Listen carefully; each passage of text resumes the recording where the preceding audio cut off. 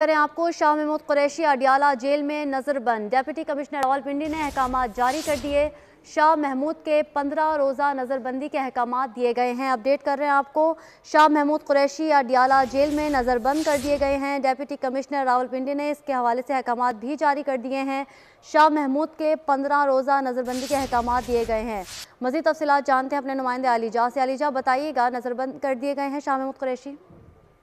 देखिए, साबिक वज़ीर ख़ारजा और पाकिस्तान तहरीक-ए-इंसाफ के वाइस चेयरमैन है शाह महमूद कुरैशी।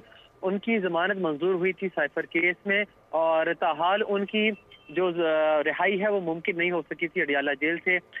बीच में हफ्ता इतवार था और साथ में फिर 25 दिसंबर की क्रिसमस की छुट्टी थी, तो इस तमाम तर छुट्टियों के बायस उनकी रिहाई मुमकिन नहीं हो सकी थी। लेकिन अब ये चीज सामने आ रही है कि डिप्टी कमिश्नर रावलपिंडी की जानिब से 15 रोज के लिए उनको अडियाला जेल में नजरबंद कर दिया गया है।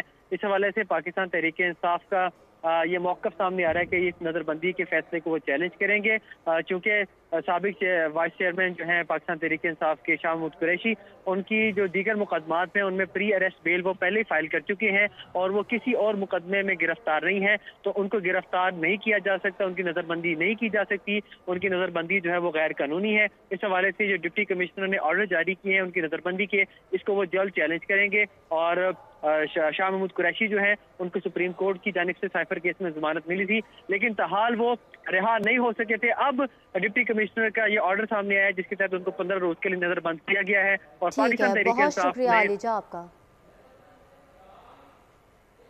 अहम खबर आपको दें, साल 2023 को मुआशी तौर पर सख्त और